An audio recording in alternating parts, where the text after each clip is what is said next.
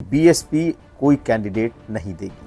कल नामांकन का आखिरी दिन है, बसपा ने कोई फैसला नहीं किया है और बीएसपी के अंदरूनी सूत्रों ने यह साफ कर दिया है कि घोसी उपचुनाव में बसपा का कोई उम्मीदवार नहीं होगा।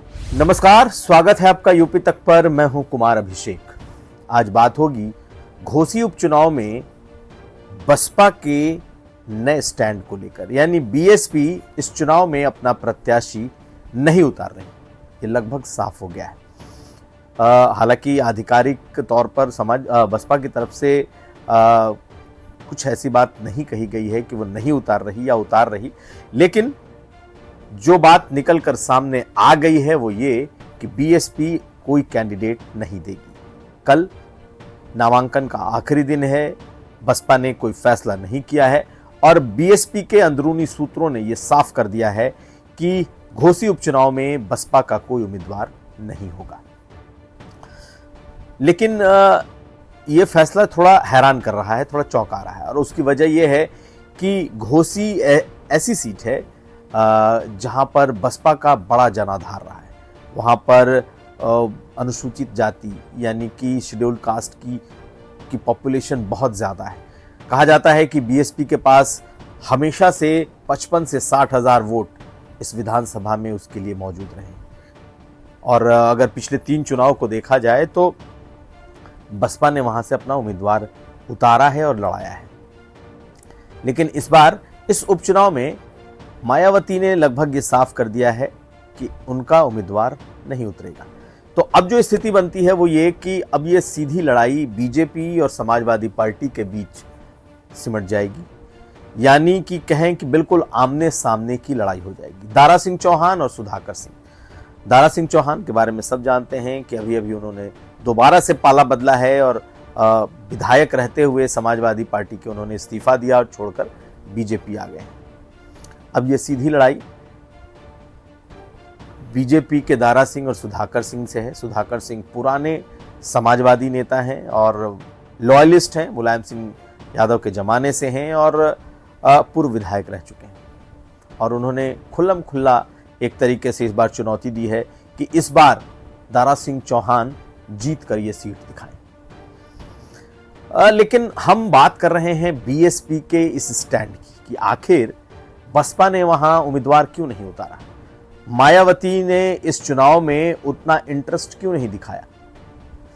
तो मायावती इस बार इसे कह सकते हैं कि टेस्टिंग ऑफ वाटर। मायावती इस बार ये देख रही हैं कि जो नया इंडिया गठबंधन बना है और जो एनडीए है, इन दोनों की लड़ाई को बाहर से देखा जाए, यानी कि क्या यहाँ इंडिया गठबंधन बरकरार रहता है, यानी कि क्या ये सिर्फ सपा वर्सेज बीजेपी होता है या फिर ये इंडिया गठबंधन वर्सेज एनडीए होता है। क्या कांग्रेस पार्टी अपने आप यहाँ समर्थन में खड़ी हो जाती है, खुद से इंडिया गठबंधन यहाँ पर दिखाई देता है, या फिर समाजवादी पार्टी कांग्रेस से सपोर्ट मांगकर यहाँ सपोर्ट मांगती है या फिर दूसरे विपक्षी दलों से समाजवादी पार्टी समर्थन और मदद मांगती है। इस पर भी मायावती की नज़र होगी। लेकिन बड़ी बात यह है कि इस चुनाव को छोड़ देने से मायावती के लिए जो सियासत है उसमें बहुत फर्क तो नहीं पड़ेगा, लेकिन मायावती निश्चित तौर पर बाहर बैठकर कुछ चीज़ें ऑब्जर्व कर रही हैं। वो ये कि उनके नहीं रहने से उत्तर प्रदेश का जो ये चुनाव है, अब जबकि देश में एक इंडिया गठबंधन बन चुका है, एक एनडीए है, तो क्या इंडिया इस चुनाव को जीतता है? क्या इंडिया इस चुनाव में अपनी ताकत झोंकता है? क्योंकि पहली बार चर्चा ये होगी कि ये इंडिया वर्सेस एनडीए है। हालांकि अखिलेश यादव इसे पीडीए वर्सेस एनडीए कहेंगे क्योंकि वो खुद लड़ रहे हैं, लेकिन मायावती जरूर देखेंगी कि क्या इंडिया गठबंधन यहां जीतता है या नहीं। दूसरी बात,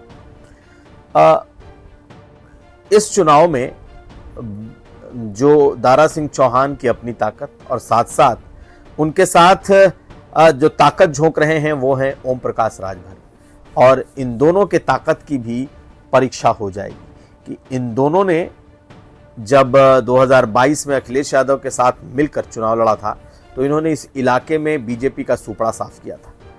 अब जबकि ये दोनों बीजेपी में आ गए हैं, तो क्या इनमें वो ताकत है कि बीजेपी को अपनी सीट को जिता सकें और पूर्वांचल में बीजेपी के बड़े साझीदार मददगार बन सकें? ये भी इस बात की भी परीक्षा होगी। तो मायावती के लिए ये मुफीद है कि वो इस चुनाव को बाहर से देखें, और अगर समाजवादी पार्टी ये चुनाव हार जाती है तो इंडिया गठबंधन के पास मायावती को कहने को ये जरूर होगा कि अकेले अखिलेश यादव इस पूरे इंडिया गठबंधन के नैया का बेड़ा पार उत्तर प्रदेश में नहीं कर सकते, और इंडिया गठबंधन के नेताओं को भी लगेगा कि मायावती के बगैर उत्तर प्रदेश में नैया पार नहीं होगी।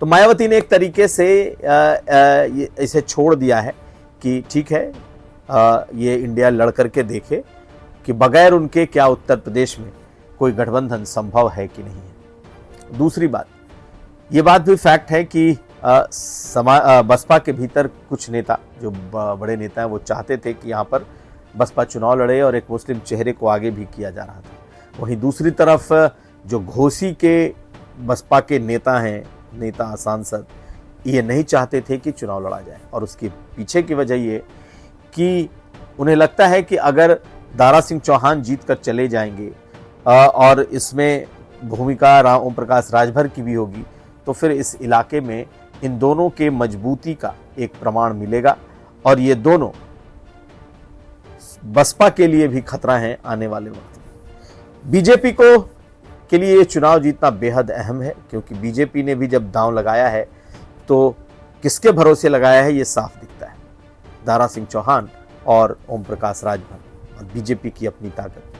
अब तमाम नजरें इस बात पर टिकी रहेंगी कि मायावती के इस नहीं लड़ने का नफा नुकसान क्या होता है। क्या मायावती की ये रणनीति है, या फिर मायावती एक रणनीति चूक कर रही है? तो यूपी तक में इस घोसी उपचुनाव को लेकर फिलहाल इतना ही। हम आगे भी आपके सामने ऐसे वीडियोस लाते रहेंगे। नमस्कार।